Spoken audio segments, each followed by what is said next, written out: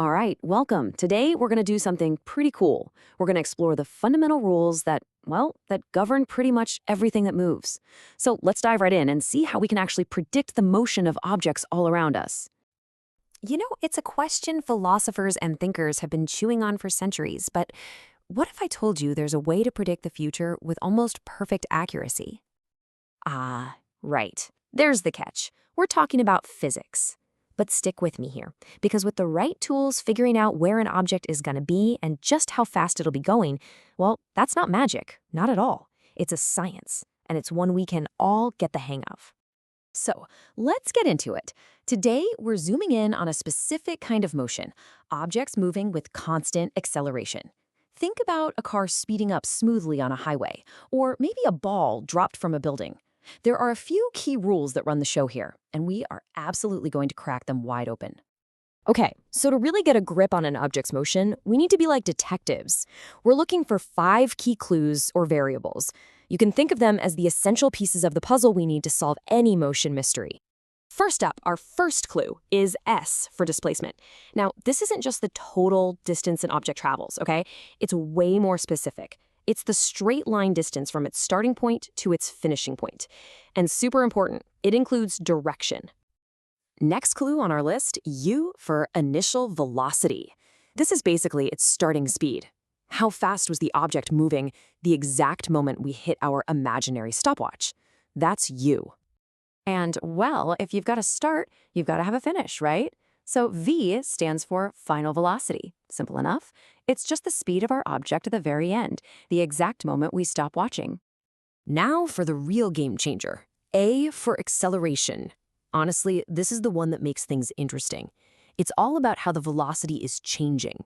Is our object speeding up, slowing down, or even just changing direction? All of that's acceleration. And last but not least, our fifth clue, T for time.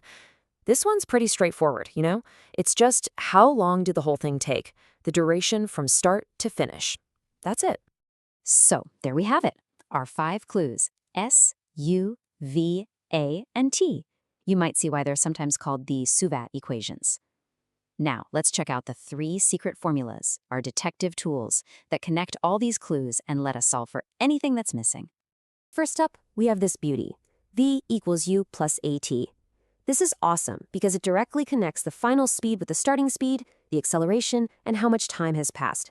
It's probably the most direct way to figure out how fast something's going to be going. Okay, formula number 2, S equals UT plus 1/2 AT squared. This one is all about finding the object's position, its displacement. It's like having a crystal ball that lets you pinpoint exactly where an object is going to be after a certain amount of time. And our third and final tool in the kit, V squared equals U squared plus 2AS. Now this one is special. Why? Because it connects velocity and displacement without needing to know the time. This is a lifesaver when you just don't know or don't care how long the whole event took. Okay, before we start solving cases, a few quick tips from the field. Think of these as your detective's field notes. First, remember that direction really matters, so we have to use plus or minus signs. Second, when something's falling, its acceleration A is just the acceleration due to gravity. And a super common one, if something starts from rest, its initial speed U is just 0. Easy.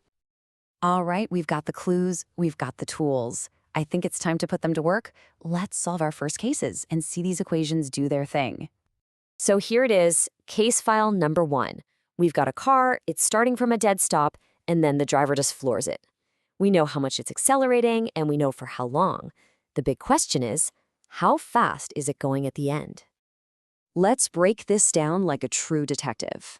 Step 1, what are our knowns? Well, initial velocity, U, is 0, A is 5, and T is 10. Step 2, what's the unknown we're hunting for? That's the final velocity, V.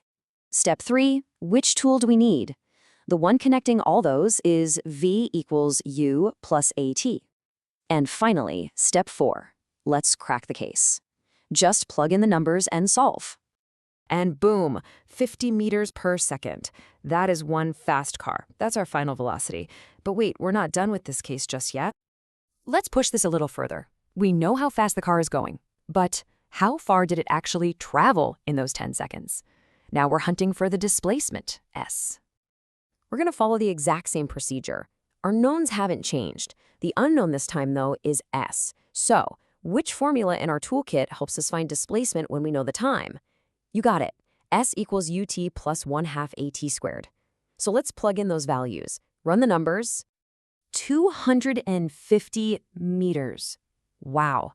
To put that in perspective, in just 10 seconds, that car covered the length of 2.5 football fields. That really shows you just how powerful acceleration can be, doesn't it? Okay, you've totally nailed the basics, so now let's level up. It's time for the ultimate challenge, a more complex problem that's going to combine a few ideas and really put your new detective skills to the test. Okay, this is a classic. Imagine our car again, accelerating from rest just like before. But this time, after exactly 4 seconds, a ball is dropped from the car. Now, here is the absolute key to solving this. The ball's forward motion and its downward falling motion are totally separate things. They are completely independent of each other. So let's break this down. We have to analyze the ball's motion in 2 different directions. First, horizontally. As soon as it's dropped, it's not accelerating forward anymore. It just keeps moving at whatever speed the car was going. But then you've got the vertical motion, and vertically it's in pure free fall. It's accelerating straight down thanks to gravity, which we'll call 10 meters per second squared for this problem. So the trick is to solve each part on its own. First, let's figure out the horizontal speed. We find the car's velocity after 4 seconds, and boom, that's the ball's horizontal velocity, 20 meters per second. Next, the vertical part. Let's say we want to know its speed after it's been falling for 2 seconds. We calculate that, and it's also 20 meters per second. Finally, we have to combine these 2 clues. Since they're at right angles, we use a bit of geometry, the Pythagorean theorem, to get the ball's true total speed. And there you have it. The final answer is 20 times the square root of 2 meters per second. See, by taking a really complex-looking problem and just breaking it down into 2 simpler parts, horizontal and vertical, we cracked the case. So what's the big takeaway here? Well, we've basically just unlocked a super powerful toolkit that lets us describe and even predict the motion of so many things in the world around us. So here it is, a quick look at your brand new detective toolkit. The first 2 formulas, they're your go-to moves when you know how much time has passed. But that third one, that's your secret weapon. You pull that out when you need to find velocity or distance, but you have no idea how long it took. With these 3 in your back pocket, you are ready to take on a whole range of motion puzzles. You know, we started this whole thing by asking how you can predict the future.